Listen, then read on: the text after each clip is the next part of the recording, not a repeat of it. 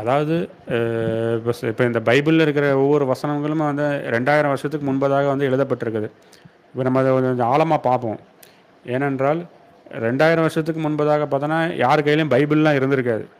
இப்போ பவுல் காலத்துலலாம் பார்த்தோன்னா அவங்க சுருள் தான் வச்சுருப்பாங்க. அந்த சுருளும் ஒரு இங்க் மூலமாக வச்சு தான் எழுதுவாங்க. அது வந்து எல்லாட்டையும் வந்து இருக்காது. அது சாட்டன் நபர்கிட்ட மட்டும்தான் இருக்கும். அதுபோல் பவுல் ஒவ்வொரு சபைக்கும் எழுதின லெட்டர்ஸை தான் அவங்க ஒரு லெட்டராக வச்சுருக்காங்க. அதனால் அந்த லெட்டர்ஸை தான் வச்சுருக்காங்க. இப்போ இப்போ இப்போ அந்த காலகட்டத்தில் பார்க்கும்போது பார்த்தீங்கன்னா, இப்போ பவுல் வந்து ஒரு லெட்டர் எழுதி கொரிந்து பட்டணத்துக்கு அனுப்பி விடுவார். உடனே இந்த கொரிந்து பட்டணத்தில் உள்ள மூப்பர்களோ மூப்பர்னா யாருன்னா, இந்த வீட்டில் யார் வீட்டோட ஓனர் தான் அவன் தான் மூப்பர். மூப்பர் கைக்கு அந்த லெட்டர் வந்தோடனே, பவுல் இப்படி லெட்டர் எழுதிட்டாரு, நம்ம அதை எல்லோரும் முன்பு தான் வாசிப்போம்னு சொல்லி அவங்க வந்து கூடுவாங்க. உடனே அவங்க வந்து லெட்டரை வாசிப்பாங்க. அதுதான் வந்து சபை கூடுதல். அப்படி தானே?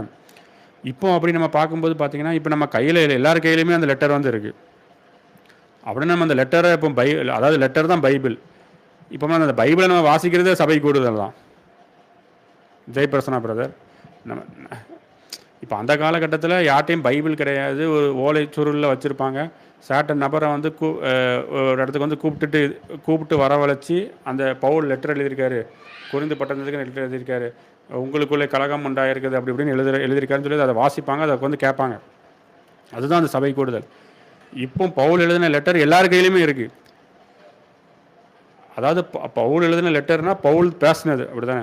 அப்படின்னா ஒரு நபர் அந்த சபையில் இருக்கிற ஒரு மூப்பர் வந்து பவுல் பேசுகிறத வாசிக்காரு. அப்படின்னா அந்த வாசிக்கிறது அங்கே யார் பேசுகிறாருன்னா பவுல் தான் பேசுகிறாரு.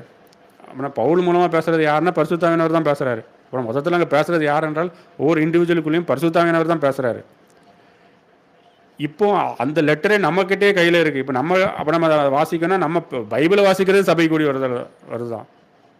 நம்ம வீட்டில் உட்காந்து பைபிளை வாசிக்கணும், அதே சபை கூடி வர்றது தான். அதை தெளிவாக வந்து புரிஞ்சுக்கலுங்க. நம்ம வீட்டில் உட்காந்து கிறிஸ்துவோடு ப்ரேயர் பண்ணி நம்ம பைபிளை எடுத்து வாசிக்கிறதே சபை கூடி வர்றது தான். ஏன்னா அந்த காலகட்டத்தில் அவங்களுக்கு வந்து இந்த ஓலைச்சுவடிகள் எதுவுமே இல்லை. அவங்க ஒரு லெட்டரை வந்து வாசிப்பாங்க, இப்படி பவுல் சொல்லியிருக்கான்னு சொல்லி பைபிளை எடுத்து வாசித்துட்டே இருப்பாங்க. ஏன்னா அவங்க கையில் பைபிள் கிடையாது. இப்போ நம்ம கையில் எல்லார் கையிலுமே பைபிள் இருக்குது. அப்போ நம்ம பைபிளை வாசிக்கிறதே சபை கூடி வர்றது தானே. அதனால் சபை கூடி வருது, சபைங்கிறது வந்து நம்ம பைபிளை வாசிக்கிறதும் சபை கூடி வர்றது தான். நம்ம இயேசு கிறிஸ்துவோட ஜெபிக்கிறதும் சபை கூடி வருது தான். மொத்தத்தில் சபையினால் என்ன என்றால் கிறிஸ்து உங்களோடு பேசுவது தான் வந்து சபை கூடி வருதல்.